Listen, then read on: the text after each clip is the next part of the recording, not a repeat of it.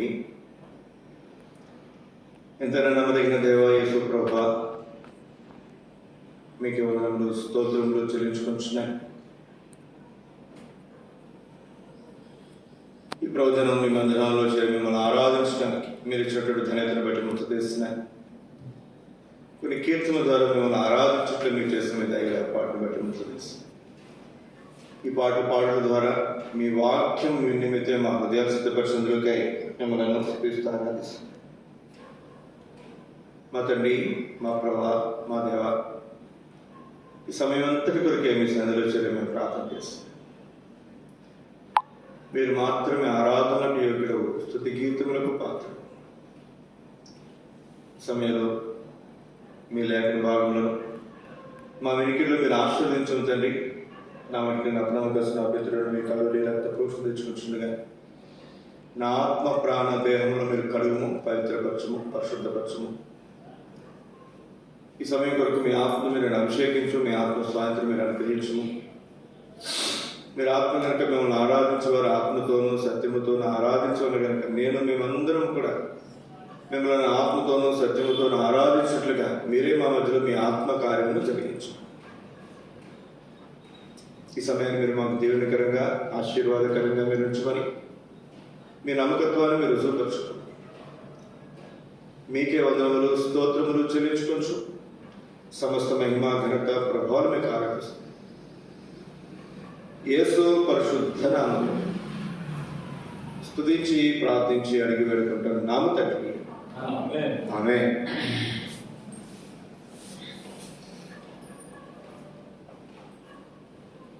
ఆదికాండము 1వ అధ్యాయము 28వ వచనం, 27, 28 వచనాలు తీసుకుని చదవండి.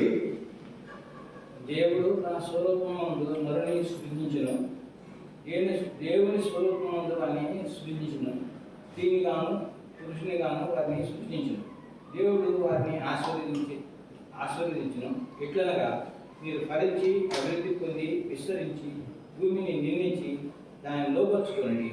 సముద్రపు చేపలు, ఆకాశ పక్షులను, భూమి మీద పాకు ప్రతి జీవిని ఏలుడని దేవుడు వారితో చెప్పాను. ఈ నూతన సంవత్సరంలో దేవుడు మాకు చూడ తలంపును బట్టి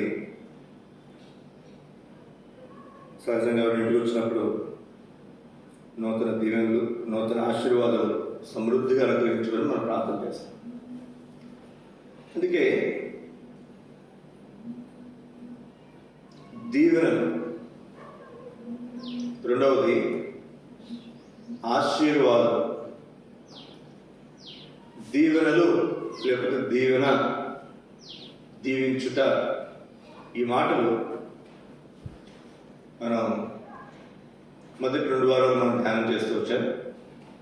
3వ వారం, గత వారం కాపరి అనే మాట మనం ధ్యానం చేస్తూ వచ్చాం. ఈ వారం నుండి దేవుడు అనుమతించేంత వరకు ఆశీర్వాదము అనే మాట మనం ధ్యానం చేద్దాం. ఆశీర్వాదం అంటే ఏంటి? ఆశీర్వదించుట అంటే ఏంటి? అన్న మమ్మల్ని ఆశీర్వదించండి, మమ్మల్ని బ్లెస్ చేయండి అంటారు చాలామంది. బ్లెస్సింగ్స్ అంటే ఏంటి? ఆశీర్వాదాలు అంటే ఏంటి? బైబిల్ గ్రంథం ఆశీర్వాదాల గురించి ఏం చెప్తుంది? ఆశీర్వాదం అనే మాట ఏ సందర్భాల్లో రాయబడింది, దాని అర్థం ఏంటి అనేది ఈ వారం నుంచి కొన్ని సంగతులు మనం ధ్యానం చేయడానికి ప్రయత్నం చేద్దాం. ఇందులో ఆశీర్వాదము, ఆశీర్వచనము, ఆశీర్వదించుట అనే పదాలు మనం బైబిల్ గ్రంథంలో సుమారుగా మరి అన్ని కలిపి 160-170 సార్లు మన పరిశుద్ధమైన బైబిల్లో మనం చూడగలం. ఈ ఆదివారము, ఈ ప్రవచనం ఆదికాండంలో ఉన్నటువంటి తలపులను ఆధారం చేసుకుని మన దేవుని వర్తమానాన్ని మనం వింటాం. ఇందులో మొట్టమొదటి భాగము, మొట్టమొదటి గ్రంథము బైబిల్ గ్రంథంలో, పరిశుద్ధ బైబిల్ గ్రంథంలో మొట్టమొదటి పుస్తకము, మొట్టమొదటి అధ్యాయం. ఇందులోనే ఏమని ఆరంభించబడిందని చదవండి మాట. ఆదికాండము 1వ అధ్యాయం 28వ వచనం మనం చూస్తే, దేవుడు వారిని ఆశీర్వదించెను. 6 దినాలు సర్వ సృష్టిని సృష్టించాడు. సర్వ సృష్టిని సృష్టించిన తర్వాత ఎవరిని ఆశీర్వదించాడు? చెట్లను ఆశీర్వదించాడా? పుట్టలను ఆశీర్వదించాడా? జంతువులను ఆశీర్వదించాడా? చేపలను ఆశీర్వదించాడా? వీటిలో దేనిని కూడా దేవుడు ఆశీర్వదించలేదు. కానీ దేవుడు ఎవరిని ఆశీర్వదించాడండి? నరులను ఆశీర్వదించాడు. ఎంత అద్భుతమైనటువంటి మాట. 27వ వచనం జాగ్రత్తగా చదవండి. దేవుడు తన స్వరూపమందు నరుని సృజించెను. దేవుని స్వరూపమందు వాని సృజించెను. స్త్రీనిగాను పురుషునిగాను. ఎవరినంటండి? ఇప్పుడు స్త్రీ, పురుషుడు. ముందు ఆదాము నిర్మించాడు, ఆదాములో నుంచి అవ్వను నిర్మించాడు. ఈ ఆదాము లేక అవ్వ, స్త్రీ పురుషులు ఇద్దరు కూడా ఎవరి స్వరూపం అంటే? దేవుని స్వరూపం. ఇప్పుడు అంటున్నారు లోకంలో ఉన్నటువంటి వారు, మగవాళ్ళకి ఆడవాళ్ళకి ఏం వ్యత్యాసం లేదని, అందరూ సమానమే అన్నారు లేదా? ఏమండి? అందరూ సమానం. కానీ దేవుడు సృష్టించినటువంటి ఆరంభంలోనే ఇద్దరిని కూడా ఎలా సృజించాడంటే? ఎలా సృజించాడండి? తన స్వరూపమందు సృజించాడు.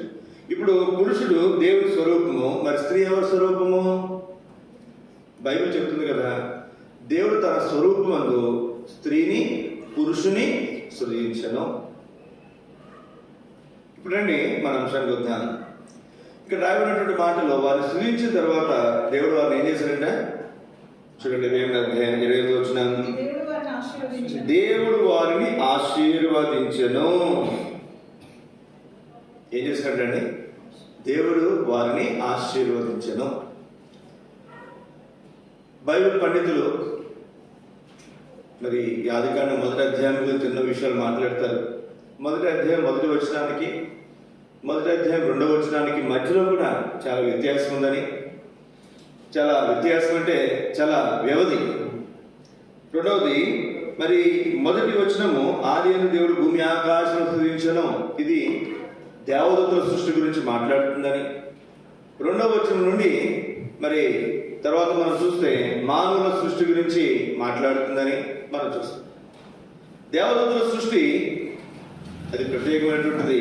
దాని గురించి బైబిల్ గ్రంథంలో ఇక్కడ రాయబడలేదు కాబట్టి దాని గురించి మనం వివరంగా మనం మాట్లాడలేము. కానీ మానవ సృష్టిని కనుక మనం ఆలోచన చేస్తే ఆదాము అవ్వలు ఎవరు చెప్పిన వారు? ముఖ్యులు, మూలము. అయితే ఆదాము అవ్వలు తర్వాత ఇస్సాకు మరణించాడు, ఆదాము తర్వాత కయ్యను, ఏబేలు మరణించాడు, తర్వాత మరి అబ్రహాము మరణించండి, ఆదాము మళ్ళీ కుమారుడికి అన్నాడు. అతనికి ఏమని పేరు పెట్టాడండి? షేతున పేరు పెట్టాడు. 5వ అధ్యాయంలో మనం చూస్తాను. 3వ వచనం. ఆదాము 130 ఏళ్ళు బ్రతికి తన పోలిక తన స్వరూపంతో కుమారునికి అతనికి షేతున పేరు పెట్టాడు.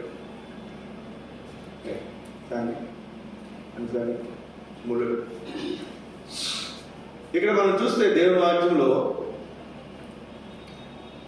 ఆదాము అవ్వల యొక్క సృష్టి, మానవాల సృష్టి నోహు కాలం వచ్చేసరికి ఏం చేయబడిందండి? నోహు కాలం వచ్చేసరికి ఏం చేయబడింది? అప్పటి వరకు ఉన్నటువంటి సృష్టి మొత్తాన్ని కూడా దేవుడు నీటి ప్రవాహంలో దేవుడు నశింప చేస్తూ వచ్చాడు. ఎవరిని మిగిల్చాడు? ఎవరు మిగిల్చాడండి? నోహుని, తన భార్యను, 3 కుమారులను, కుమార్తెలను మిగిల్చాడు. 8 మంది మిగిలారు. వీరందరిలో మూలం ఎవరు? నోహు తన భార్య. ఇప్పుడు ఇంకా భూమి మీద ఎవరున్నారు? నోహు ఉన్నాడు, తన భార్య ఉంది, 3 కుమారులు ఉన్నారు, 3 వారి భార్యలు ఉన్నారు, అంతే. ఇప్పుడు వీరితో ఏమంటున్నాడు? ఒక ఏళ్ళ నుంచి 9వ అధ్యాయము మొదటి వచనం. ఆదికాండం 9వ అధ్యాయము మొదటి వచనం. మరియు దేవుడు నోహును అతని కుమారులను ఆశీర్వదించి ఏం చేస్తాడు? ఇక్కడ ఏం చేస్తాడు? దేవుడు ఆశీర్వదిస్తున్నాడు. మన దేవుడు ఎవరు అంటే ఆశీర్వదించే దేవుడు. ఈ మాట గుర్తుపెట్టుకునే, ఆయన నరుని సృజించి ఆదాములను నిర్మించి వారిని ఆశీర్వదించిన దేవుడు. నోహ కాలంలో అంతకుముందున్నటువంటి సృష్టి మొత్తాన్ని కూడా దేవుడు నశింపజేసినప్పటికీ మరలా నోహుతో తన కుమారులతో తాను అంటున్నటువంటి మొట్టమొదటి మాట ఏమంటారు చెప్పండి? దేవుడు నోహుతో అతని కుమారులతోనూ ఏమన్నా చెప్పండి, అతని కుమారులను ఆశీర్వదించి. ఈ ఆశీర్వాదంలో చాలా ప్రాముఖ్యమైనటువంటి విషయాలు ఉన్నాయి. చదవండి, ఇక్కడే మీరు 9వ అధ్యాయము 1వ వచనం మరొకసారి చదవండి. ఆశీర్వదించడం అంటే ఏంటి? మీరు ఫలించి, ఫలించడం, అభివృద్ధి పొందడం, భూమిని నింపడం. 1వ అధ్యాయము 28వ వచనం చదవండి.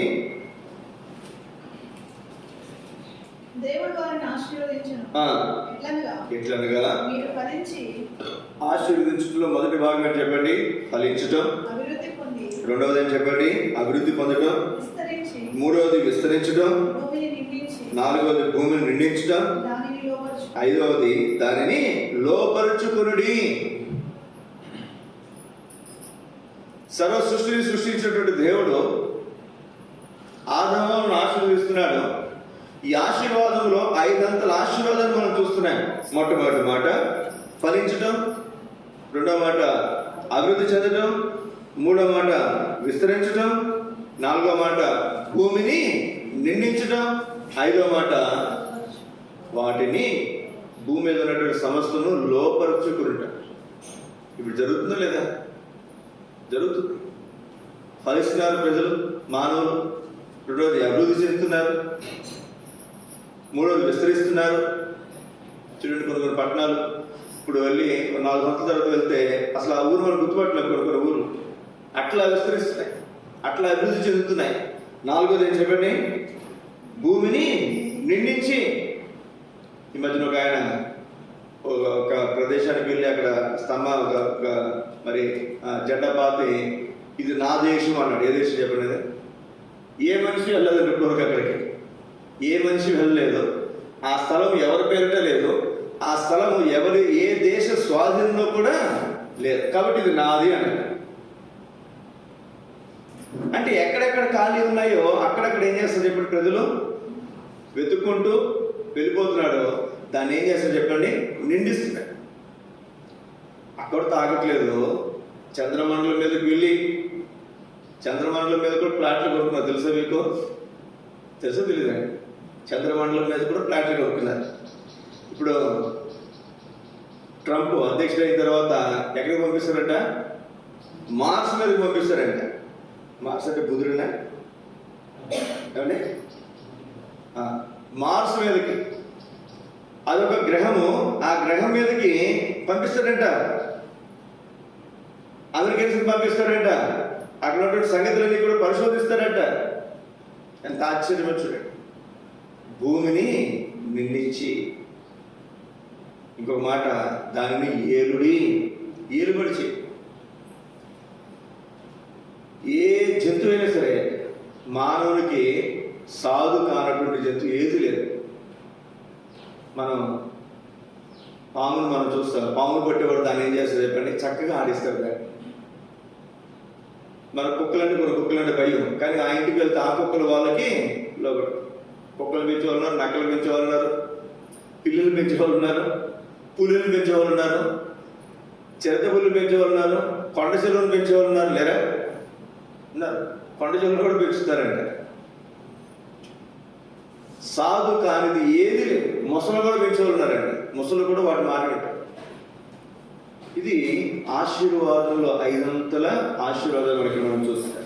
9వ అధ్యాయంలో కూడా చూడండి, ఇదే మాట మనం చూస్తాను. 9వ అధ్యాయము ఆదికాండం 1వ వచనం. మీరు ఫలించి మధ్యలో చదువుతున్నారు. అభివృద్ధి పొంది భూమిని, ఇక్కడ విస్తరించనే మాట లేదు, అభివృద్ధి పొంది భూమిని నింపుడి. మీ భయము మీ బెదురు అడవి జంతువులన్నింటినీ, ఆకాశ పక్షులన్నింటికి, నేల మీద ప్రాకు ప్రతి పురుగునకును, సముద్రపు చేపలన్నింటికి కలుగును. అవి మీ చేతికి అప్పగింపబడి ఉన్నవి. అవి మీ చేతికి అప్పగించబడ్డాయి. అవి మీవే, మీ చేతికి అప్పగించబడ్డాయి. మీ ఇష్టం ఏలుబడి చేయండి, వాటిని లోపరుచుకునండి. ఎంత ఆశీర్వాదం! ఇది ఆశీర్వాదం అండి. రండి కొంచెం ముందుకు వెళ్తాను దేవుని వాక్యంలో. ఆదికాండం 24వ అధ్యాయం. ఈ దేవుడు ఆశీర్వదించే దేవుడు. ఏ విషయాలు ఆశీర్వదిస్తారంట? 24వ అధ్యాయము మొదటి వచనం. అబ్రహాము బహుకాలం గడిచిన వృద్ధుడై ఉండెను, అన్ని విషయములలోనూ అన్ని యెహోవా అబ్రహామును ఆశీర్వదించెను. ఆశీర్వదించుట అంటే ఎందులో? ఈ విషయంలో ఆశీర్వదించి ఆ విషయంలో ఆశీర్వదించడు అనేది లేదండి. దేవుని వాక్యం మనం చూస్తున్నాం. దేవుడు ఎవరంట? అన్ని విషయములలోనూ ఆశీర్వదించేవాడు. ఎంత అద్భుతమైనటువంటి మాట. ప్రియ సోదర సోదరి, ఈ ఉదయకాల సమయంలో మన దేవుడు ఎవరంటే ఎవరండి? అన్ని విషయములలోనూ ఆశీర్వదించేవాడు. ఇంకొంచెం మనం ముందుకు 24వ అధ్యాయంలోనే 35వ వచనం చదవండి. ఎలియాజరు అంటున్నాడు కదా, దాసులను యెహోవా నా యజమానిని బహుగా ఆశీర్వదించెను కనుక. ఆశీర్వాదం ఏం చేస్తుందంట? అన్నిటి యందు అన్ని విషయముల్లో ఆశీర్వదించేవాడు, బహుగా ఆశీర్వదించేవాడు కదండి. బహుగా ఆశీర్వదించేవాడు. ఈ ఆశీర్వాదము ఏం చేస్తుందంట? మనలను గొప్ప చేస్తుంది. అంత ఆశ్చర్యకరమైనటువంటి మాట. ఇంకొంచెం మనం ముందుకు వెళ్తే 48వ అధ్యాయము ఆదికాండము యోసేపుని గురించి మాట మనం చదువుతాం. మరి యాకోబు మాట అంటాడు రండి. 48వ అధ్యాయం 3వ వచనం. యోసేపును చూచి కనాను దేశమందలి యాకోబు అన్నాడు, సర్వశక్తి గల దేవుడు నాకు కనబడి నన్ను ఆశీర్వదించి సంతానాభివృద్ధి విస్తరింపజేసి జనముల సమూహమైనట్లు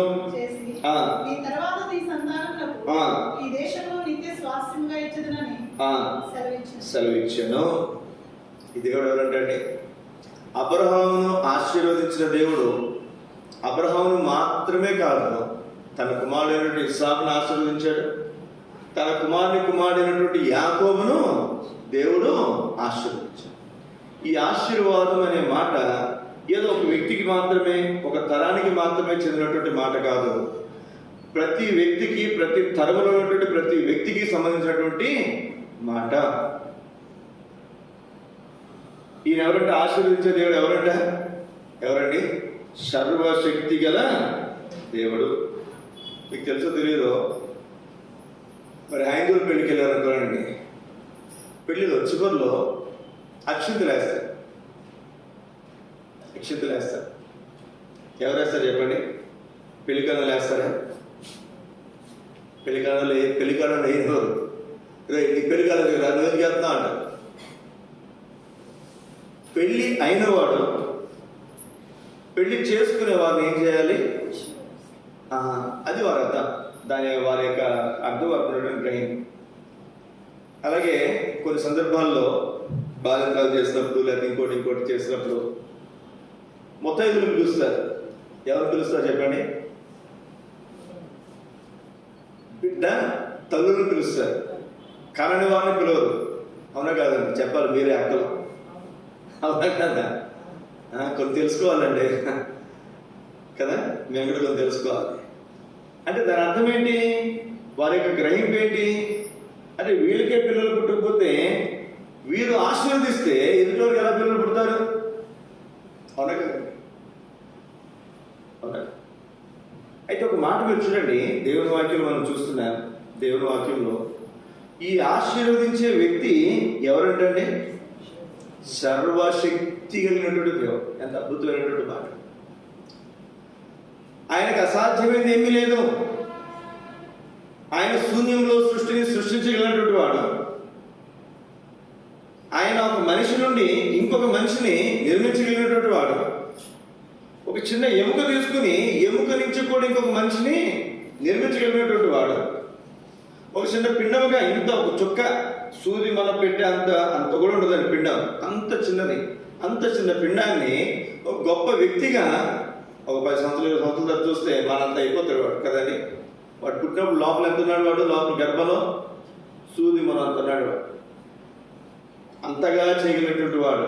అందుకే కీర్తనకారుడు అంటాడు కదా, శూలాది గర్భములో ఎముకలు ఎలాగో ఎదుగుచున్నది. నాకు ఆశ్చర్యం, వాటిని తలంచగాది నాకు భయమును వణుకును పుట్టిస్తున్నాయి అంటాడు. సోదర సోదరి, మనం గమనించాల్సినటువంటి ప్రాముఖ్యమైనటువంటి మాట, మనను ఆశీర్వదించు దేవుడు ఎవరినైనా సర్వశక్తి గల దేవుడు. ప్రపంచ చరిత్రలో ఎక్కడ జరగని వింత, ఎక్కడ జరగనిది, భవిష్యత్తులో జరగబోనిది కూడా ఏం చెప్పండి, కన్యక గర్భవతి కుమారుని క్లోనింగ్ అని రకరకాల సిద్ధాంతాలు లోకంలో వచ్చినాయి. ఒక ఆయన అయితే మనిషిని పోలిన మనిషిని చేసేస్తానని. చాలా మంది ఏమనుకున్నారంటే, ఉదాహరణకి మరి ఇప్పుడు అంబానీ అనుకోరండి, అంబానీ చనిపోయాడుగా, అతని కాలంలో వచ్చింది ఒక 20 సంవత్సరాల క్రితం అనుకుంటా, మేము అప్పుడు ఎంతో ఇంటర్మీడియట్ చదువుతున్నాం, కొన్ని వేల కోట్ల రూపాయలు అతనికి ఇచ్చారు. అతను ఏమన్నాడు, నీలో నుంచి డిఎన్ఏలో వేరే సమయంలో తీసి నిన్ను పోలినటువంటి మనిషిని నేను తయారు చేస్తాను. నువ్వు ఎట్లా ఆలోచిస్తావో అట్లాగే ఆలోచిస్తాడు ఆ వ్యక్తి కూడా. నువ్వు ఎట్లా ఉంటావు అట్లాగే ఉంటాడు అతను. ఇప్పుడు నాకేమనిపిస్తుంది, అరే నేను ముసలోడు అయిపోతున్నాను కదా, నాకు పోలిన మనిషిని కనుక చేస్తే నేను ఎలా ఆలోచిస్తాను అతను నాలాగా ఆలోచిస్తాడు. కాబట్టి మళ్ళీ నేను ఇంకో జన్మ జన్మించవచ్చు, ఇంకో జన్మ జీవించవచ్చు నేను అని రకరకాల సంగతులు నాకు జ్ఞాపకం ఉన్నంత వరకు. మరి నేను కరెక్ట్ అనుకుంటున్నాను, అతనికి ఆ సంవత్సరం నోబెల్ ప్రైజ్ కూడా వచ్చిందండి. నోబెల్ ప్రైజ్ కూడా వచ్చింది. అంత గొప్ప సిద్ధాంతం. కానీ తర్వాత అతనే ఒప్పుకున్నాడు, ఇదంతా ఒట్టి అబద్ధము. ఏం చెప్పండి, ఒట్టి అబద్ధం. ప్రియ సోదర సోదరి, మన జ్ఞాపకం చేయబడుతున్నటువంటి మాట, మన దేవుడు ఆశీర్వదించే దేవుడు. ఈ ఆశీర్వదించే దేవుడు ఎంతవరకు ఆశీర్వదించగలడు అంటే, ఎంతవరకు ఆశీర్వదించగలడండి? సర్వశక్తి కలిగినటువంటి దేవుడు. అందుకే ఆ స్త్రీ అంటుంది కదా, లూకాసు వార్త ఒక మాట చదువుతారండి. లూకాసు వార్త 2వ అధ్యాయం 42వ వచనం.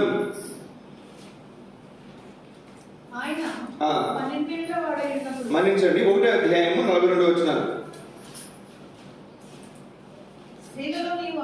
స్త్రీలలో నీవు ఆశీర్వదింపబడిన దానవు. ఎంత అద్భుతమైనటువంటి మాట. ఎవరండి? స్త్రీలలో నీవు ఆశీర్వదింపబడిన దానవు. ఎవరు? మరియమ్మ గురించి రాబినటువంటి మాట. మరియమ్మ గురించేనా? మరియమ్మ గురించి మాట రాబినటువంటి మాట. ఎందుకని? మరియమ్మ వచ్చేసరికి ఎలిజబెత్ కడుపులో ఉన్నటువంటి యోహాను గంతులేస్తాడు. ఆమె పరిశుద్ధాత్మతో నింపబడినటువంటిదై అన్నటువంటి మాట, అమ్మా నువ్వు స్త్రీలలోనే ఆశీర్వదించబడినటువంటి. ఇటువంటి ఆశీర్వాదం నీకు ఎవరికి కూడా రాబోదు. ఏంటది? కన్యక గర్భవతి అవ్వదు. ఎంత ఆశ్చర్యం వచ్చినాయి. అంటే ఒక్క మాట మనం గమనించాల్సింది ఏమిటి అంటే, ఈయన సర్వశక్తి కలిగినటువంటి దేవుడు. మనం ఎన్నో వింతలు వీడియోలో మనం చూస్తాం. ఒక ఆవిడకి అలా గర్భసంచి లేదు. ఏం లేదు చెప్పండి, గర్భసంచి లేదు. డాక్టర్ చెప్పారంట, నీకు అసలు పిల్లలే పుట్టరు. తర్వాత వాళ్ళు వీళ్ళు చెప్తే దేవుని మందిరానికి చర్చికి రావడం మొదలుపెట్టింది ఆవిడ. అద్భుతం, దేవుడు ఆవిడను దర్శించాడు. గర్భఫలము దేవుడు ఆవిడకు అనుగ్రహించాడు. అదే డాక్టర్ దగ్గరికి వెళ్తే ఆ డాక్టర్ ఆశ్చర్యపోయాడు. అమ్మ అసలు నీకు గర్భసంచి లేదు, నీకు గర్భం రావటం ఏంటి? ఎవరు ఆశ్చర్యాలు చెప్పండి. ఎన్నో వింతలు. సోదర సోదరి, ఈ దేవుడు ఎవరు అంటే సర్వశక్తి కలిగినటువంటి దేవుడు. ఇంకొక మాట మనం చదివితే, ఇది మరి ఒక తరములో ఒక వ్యక్తికి మాత్రమే కాదు ఆశీర్వాదం, ప్రతి తరములో ప్రతి వ్యక్తికి ఆశీర్వాదము. ఎట్టి ఆశీర్వాదము అంటే రండి 48వ అధ్యాయము ఆది కాండంలో మనం చూస్తాం. 15-16 వచ్చిన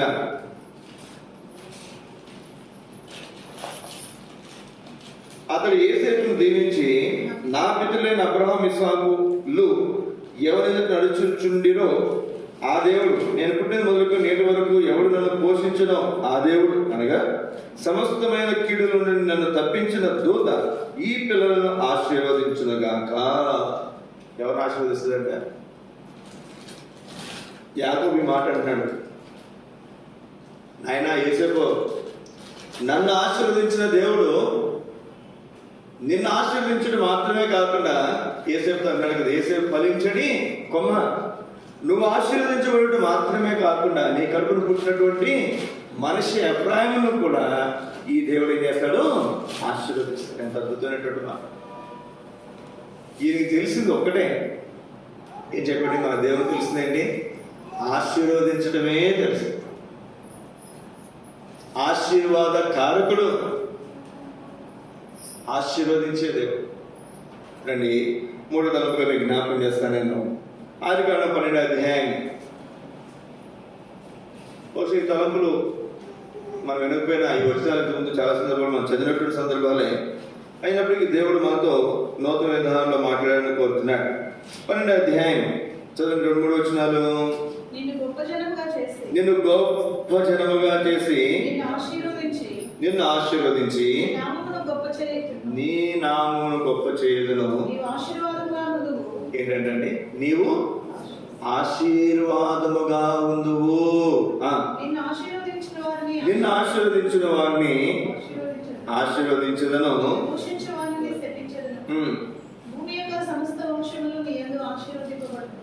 ఇక్కడ 2వ వచనంలో చివరి మాట, నీవు ఆశీర్వాదముగా ఉందువు.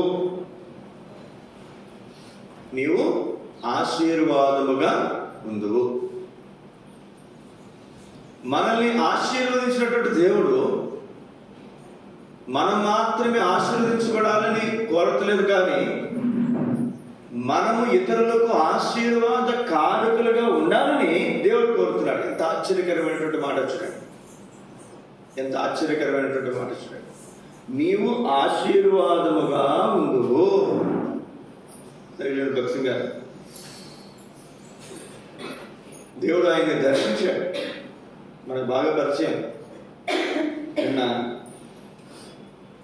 వారం క్రితం వాళ్ళు వెనుకడు ఉన్నాను. పాకిస్తాన్లో బంగారపు ఉన్నటువంటి సింధు నది, మన దేశంలో కూడా సింధు నది, మరి బహుశా అదే నది పాకిస్తాన్లో కూడా ప్రవహించుకుని అనుకుంటాను. ఆ నది ప్రక్కన ఉంది కాబట్టి మన ఈ సింధు నదిని కాస్త హిందూ దేశముగా మనం పిలుస్తూ వచ్చారు. హిందూ దేశం అనేది, హిందూ అనేది ఒక మతం కాదు. సింధు నది ప్రాంతంలో ఉన్నటువంటి వారిని సింధీయులు లేదా హిందువులు అని పిలిచారు. ఆ నదిని ఆధారం చేస్తుంది. ఈ నది పాకిస్తాన్లో కూడా ప్రవహిస్తుంది. పాకిస్తాన్ ఎక్కడ ప్రవహిస్తుందంట?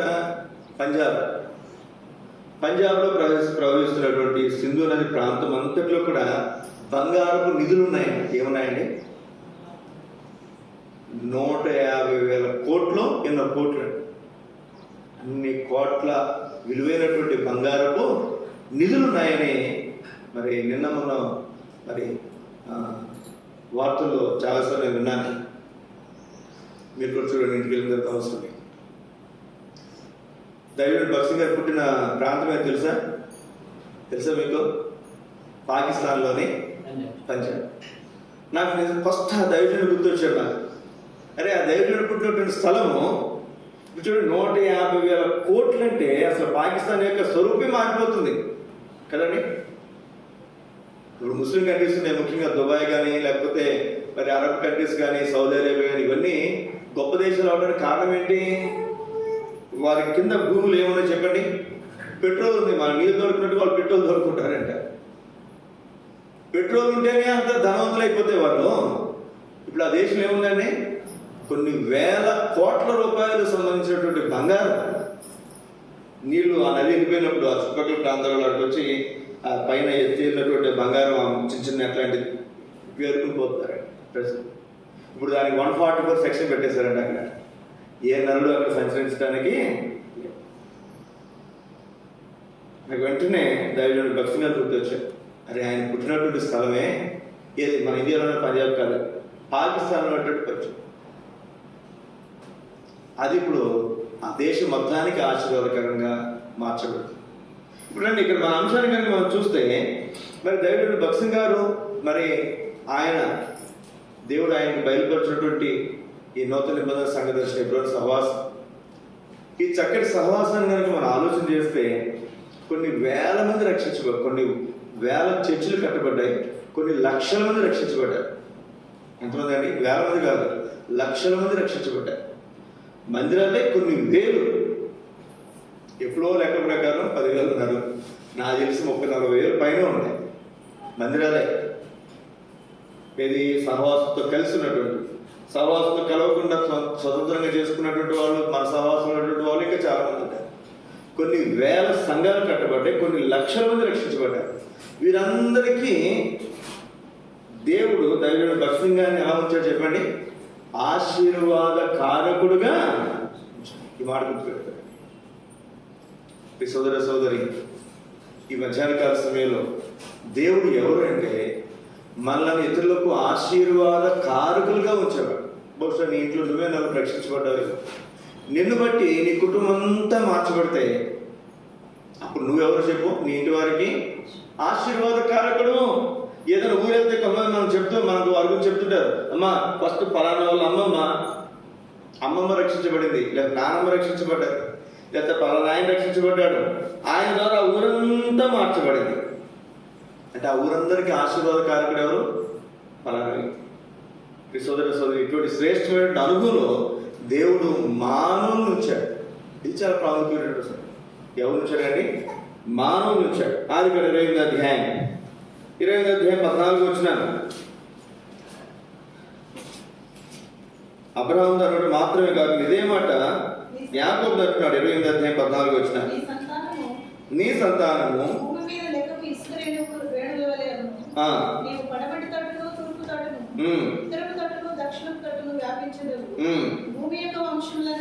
భూమి యొక్క వంశములన్నీ నీ మూలముగాను నీ సంతాన మూలముగాను ఆశీర్వదింపబడును. నీ మూలంగా ఆశీర్వదించబడతారు, నీ సంతతి మూలముగా ఆశీర్వదించబడతారు. అంటే నీవు నీ సంతతి వారు ఆశీర్వదించబడడానికి కారకులు అవుతారు. నీవు ఆశీర్వాదముగా ఉంటావు. రండి, ఇక్కడ మనం చూస్తే ఆదికాండం 30వ అధ్యాయంలో ఒక మాట చదివి 27వ వచనం. లాబాను అంటున్నాడు యాకోబు తోటి, నీ ఎవరి కటాక్షం ఉండాలంట? ఒక మనిషికి ఇంకొక మనిషి కటాక్షం ఉండాలంట. కటాక్షం అనే మాట ఎవరికి ఉపయోగిస్తుంది చెప్పండి? దేవుడికి సంబంధించినటువంటి మాట అది. దేవుడి కటాక్షం మన మీద ఉండాలని కోరుకుంటాడు. కానీ ఇక్కడ మనం చూస్తే లాబాను ఎవరి గురించి మాట్లాడుతున్నాడు? యాకోబుతో అంటాడు, అయ్యా యాకోబు, ఇంకా వయసులో పెద్దోడా కాదు, చిన్నోడు, ఇంకా చెప్పాలంటే అల్లుడు, అయ్యా నీ కటాక్షం నా మీద ఉండని. ఏంటంట? ఎందుకు? చదవండి. నిన్ను బట్టి యెహోవా నన్ను ఆశీర్వదించనని శకునము చూచి తెలుసుకున్నా. ఏం చూసి తెలుసుకున్నాడంటే, శకునం అని ఉంది. నేను అనుకుంటాను కొన్ని సంగతులు, అరే మనం ఆశీర్వదించబడ్డారా, పలానా ఊరు వెళ్ళిన తర్వాత మనం ఆశీర్వదించబడ్డారా, లేదా పలానా ఇంట్లోకి వెళ్ళిన తర్వాత మనం ఆశీర్వదించబడ్డారా, లేదా పలానా వ్యాపారం మొదలుపెట్టిన తర్వాత మనం అనేది మనకు అర్థమవుతా లేదా? అంతకుముందు ఉన్నటువంటి ఆస్తితో పోల్చుకుంటే యాకోబు వాళ్ళ ఇంట్లో అడుగుపెట్టిన తర్వాత తను ఏం చేయబడ్డాడు చెప్పండి? లాబాను ఆశీర్వదించాడు. అర్థమైపోయింది, అరే మనం అంతకుముందు ఏమీ లేదురా, మనకి ఇప్పుడు ఇంత ఆశీర్వాదం వచ్చింది, ఎప్పుడు వచ్చింది అని జాగ్రత్తగా ఆలోచన చేస్తే యాకోబు అడుగుపెట్టిన తర్వాత అర్థమైపోయింది. అంటే ఇప్పుడు లాబాను ఆశీర్వదించబడటానికి ఎవరు కారణం? యాకోబు అక్కడ ఉండుటను బట్టి. 30 వచ్చిన అదే మాట్లాడాడు యాకోబు. చూడండి, నేను రాకమునుపు నీకున్నది కొంచెమే, అది బహుగా అభివృద్ధి పొందిను. ఎవరు పాదం పెట్టిన చోటంట? ఎంత అద్భుతమైనటువంటి మాట చూడండి. దేవుని బిడ్డలు అందరూ కూడా కాదండి, ఆశీర్వాద కారకులు. నీవు ఆశీర్వాదముగా ఉందువు అని ఎవరి గురించి దేవుడు చెప్తున్నాడు?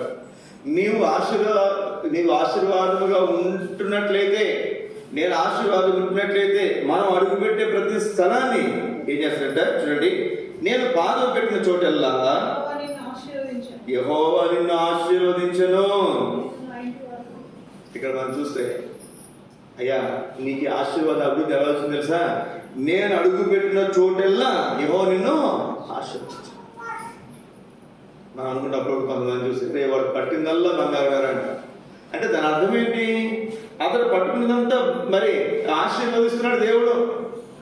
అతను అడుగు పెట్టిన స్థలాన్ని ఆశీర్వదిస్తున్నాడు. అతను వ్యాపారం చేసిన పరిస్థితిని ఆశీర్వదిస్తున్నాడు. అతను ఉన్నటువంటి ఉద్యోగం చేసే స్థలంలో ఉన్నటువంటి యజమాని ఆశీర్వదిస్తున్నాడు.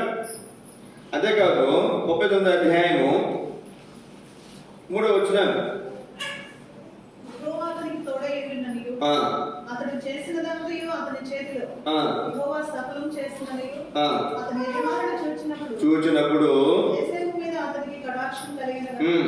అతని యొద్ద పరిచర్య చేయువాడై మరియు అతడు తన ఇంటి మీద విచారణకర్తగా అతను నియమించి తనకు కలిగినదంతయు అతని చేతికి అప్పగించాడు. అతడు తన ఇంటి మీదను తనకు కలిగినదంతటి మీదను అతని విచారణకర్తగా నియమించిన కాలము మొదలుకొని యెహోవా యేసేపు నిమిత్తమును ఆ ఐగుప్తు ఇంటిని ఆశీర్వదించెను. యెహోవా ఆశీర్వాదము ఇంటిలోనేమి పొలంలోనేమి ఆ ఐగుప్తీనికి కలిగిన సమస్తములోనూ ఉందండి. ఎంత ఆశ్చర్యం వచ్చిందండి. నీవు ఆశీర్వాదముగా ఉందువు.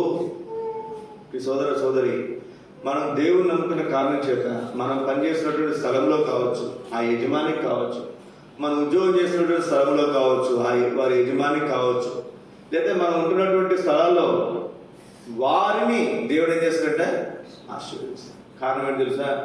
నీవు దేవుని నమ్ముకున్న కారణం చేత, యేసుక్రీస్తు రక్తములో కడగబడినటువంటి కారణం చేత నీవు నేను ఆశీర్వాదకారకులుగా ఆశీర్వాదముగా మనం కానీ 4వ తరగతిలో మీకు జ్ఞాపకం చేస్తాను. నేను ఇక్కడే ఆదికాండం 12వ అధ్యాయం 2-3 వచనాలు చదవండి.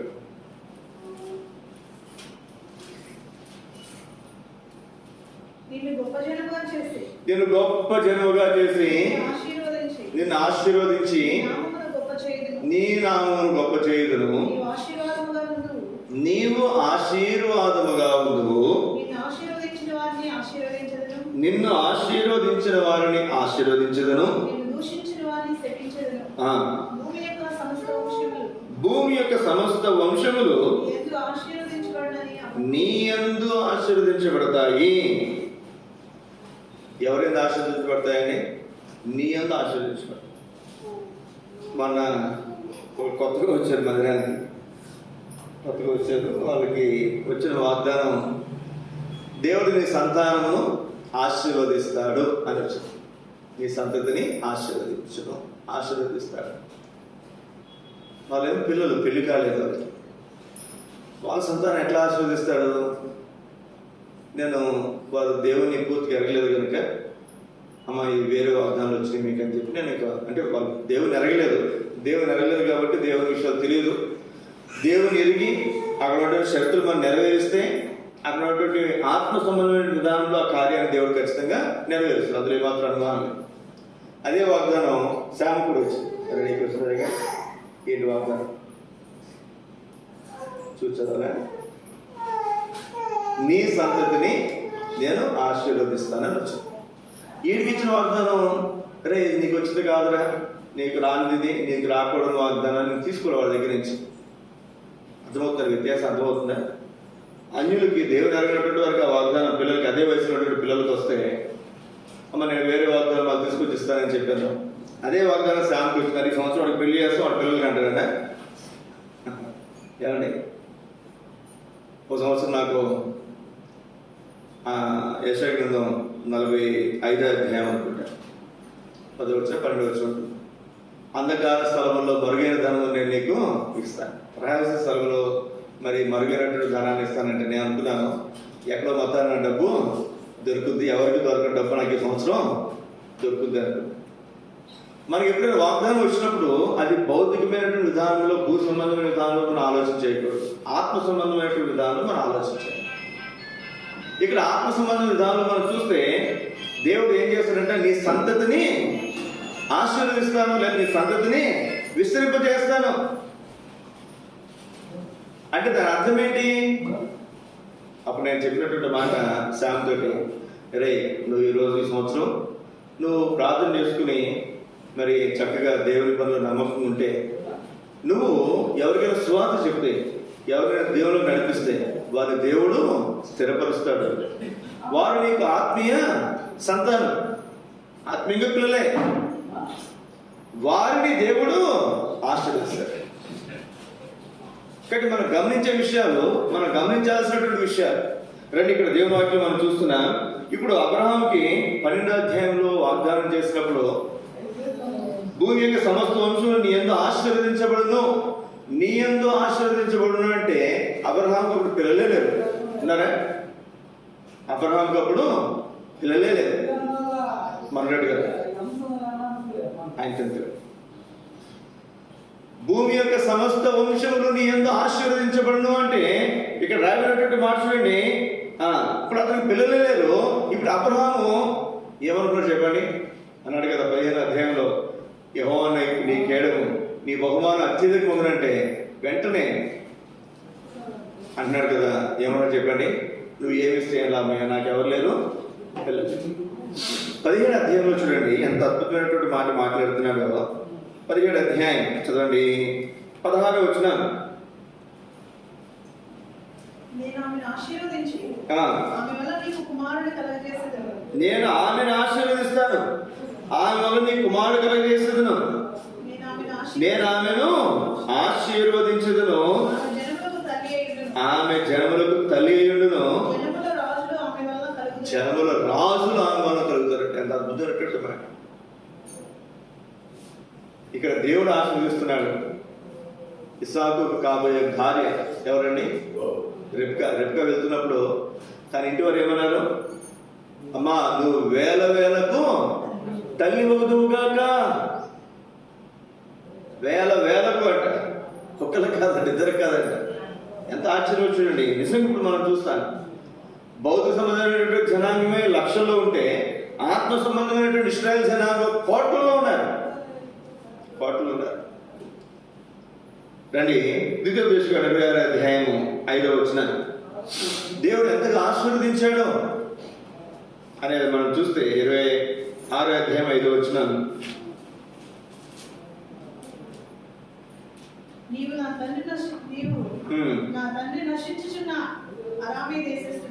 నా తండ్రి నశించుచున్న అరామీ దేశస్థుడు ఐగుప్తుకు వెళ్ళాడు. ఎంతమంది వెళ్ళాడట? కొద్ది మందితో వెళ్ళాడు. పరదేశిగా ఉన్నాడు.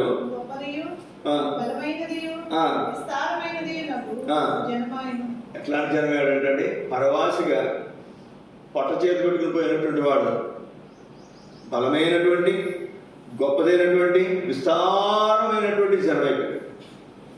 ఐగుప్తులకే భయం వేసిందంట. అమ్మో వీరు మన మీద తిరగబడతారేమో, శత్రువుతో కలిసిపోతారేమో, మన విరోధంగా పోరాడతారేమో, లేకపోతే వారికి ఉన్నటువంటి సమస్తమైనటువంటి సంపదను తీసుకుని వారు వెళ్ళిపోతారేమో అన్నంత భయము ఇశ్రాయేలు ప్రజలను చూసినప్పుడు ఐగుప్తులకు కలిగేంతగా దేవుడు వారిని ఆశీర్వదించాడు.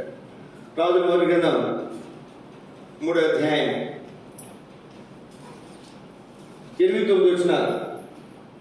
నీ దాసుడైన నేను కోరుకున్న జనుల మధ్య ఉన్నాను.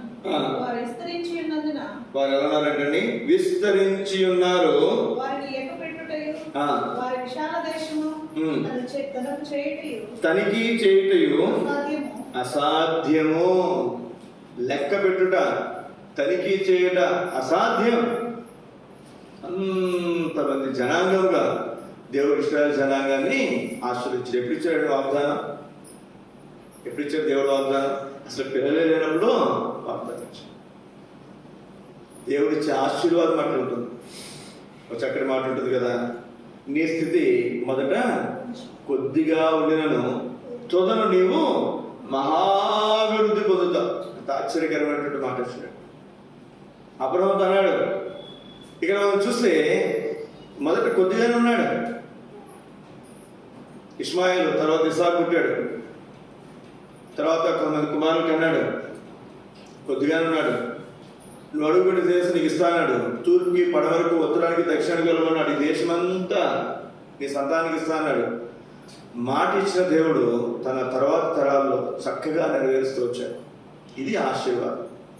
అందుకే రాగినటువంటి మాట, యెహోవా ఆశీర్వాదం ఎన్నటెన్నటికీ ఉంటుందండి.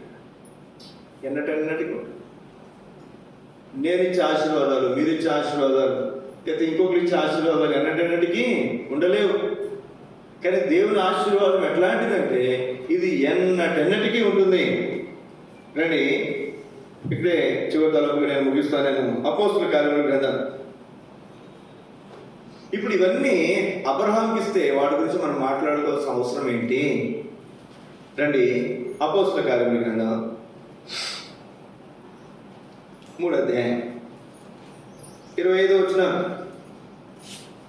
ఆ ప్రవక్తలను ఆ. దేవుడు అబ్రహాముతో ఆ. నీ సంతానమందు అబ్రహాం దేవుడు నీ సంతానమందు భూలోక వంశములన్నీ భూలోక వంశములన్నీ ఆశీర్వదించబడును అని చెప్పాడు కదా. పితరులతో చేసిన నిబంధన అని మీ పితరులతో చేసిన నిబంధనకును మీరు వారసులై ఉన్నారు. మీరు వారసులై ఉన్నారు. ఎవరు వారసులండి? అబ్రహాంకి ఇచ్చినటువంటి వాగ్దానాలు కేవలం అబ్రహాముకి మాత్రమే కాదు, తన తర్వాత వచ్చినటువంటి వారందరికీ, అందరూ ఆ వాగ్దానాలకి వారసులే. అయితే ప్రాముఖ్యమైనటువంటి మాట ఏమిటి అంటే, వారు మాత్రమే కాదు, ఇశ్రాయేలు జనాంగం మాత్రమే కాదు, ఎవరంట? నీవు నేను కూడా. ఎట్లా? చూడండి, గలతీయులకు రాసిన పత్రిక 3వ అధ్యాయం. గలతీయులకు రాసిన పత్రిక 3వ అధ్యాయం 13వ వచనం. ఆత్మకు వచ్చిన వాగ్దానం విశ్వాసం వల్ల మనకు లభించినట్లు అబ్రహాము పొందిన ఆశీర్వచనము క్రీస్తు యేసు ద్వారా. అబ్రహాము పొందిన ఆశీర్వచనము కేవలము ఇశ్రాయేలు ప్రజలకు వారు వారసులు కాబట్టి వారికి సంబంధించింది మాత్రమే కాకుండా క్రీస్తుని బట్టి అన్య జనులకు కలుగుటకై అది మనకు కలగటానికి యేసుక్రీస్తు ఏమైనాడంటే ఆశీర్వాదం మనకు కూడా కలగటానికి, మనలను ఆశీర్వాద కారకులుగా చేయటానికి, మనలను ఆశీర్వదించడానికి ఆయన ఏమైనాడంటే మన కోసం యేసుక్రీస్తు శాపమై. ఎంత అద్భుతమైనటువంటి మాట చూడండి. ఈ సోదర సోదరి, ఆ దినాల్లో ఉన్నటువంటి అబ్రహాము మాత్రమే కాదు, అబ్రహాము సంతానము ఇస్సాకు, యాకోబు, యోసేపు వారి సంతానం మాత్రమే కాదు, ఇశ్రాయేలు జనాంగం మాత్రమే కాదు, అన్య జనులమైనటువంటి నీవు నేను కూడా ఎవరు అండి?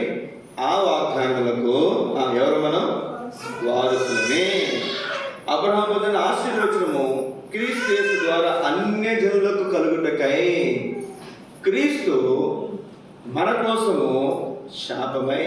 అక్కడ రాగినటువంటి మాట శాపగ్రాహి అని. అన్యజనులు అంటే ఎవరు? అన్యజనులు అంటే ఎవరు? ఇశ్రాయేలు ప్రజలు కాని వారందరూ కూడా అన్యజనులే. కాబట్టి మనకేముంది?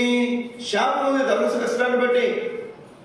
అయితే ఆ శాపాన్ని ఆయన పొందాడు. అందుకే రాగినటువంటి మాట ఆయన మన కోసము శాపమై, బ్రాకెట్లో కింద రాగినటువంటి మాట మన కోసము శాపగ్రాహి అయి.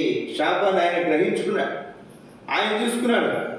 సిలువలో వేలాడు ప్రతి ఒక్కడు ఎవరు చెప్పండి? మ్రాను మీద వేలాడు ప్రతి ఒక్కడు శాపగ్రస్తుడు. ఆ శాపగ్రస్తున్నటువంటి మరణం ఎందుకోసం అంటే నేను ఆ శాపాన్ని తొలగించాను. ఇప్పుడు మనం ఎవరు చెప్పండి?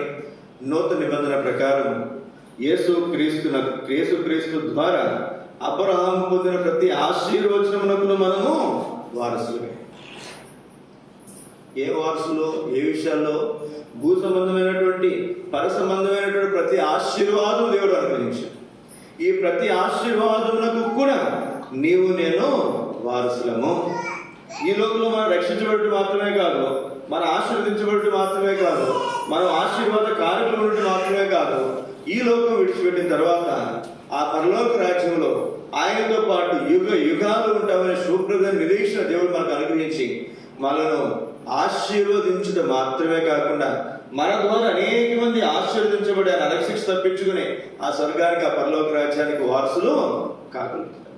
ఇట్టి కృప క్రీస్తులో దేవుడు మనకు అనుగ్రహిస్తున్నందుకే ఈ ఉదయకాల సమయంలో మనం ఆయన్ని ఆరాధించే వారంగా అన్నమాట. అందులో లేచి కూడా పాట మనం పాడుకుందా? అందులో లేచి కూడా పాట మనం పాడుకుంటా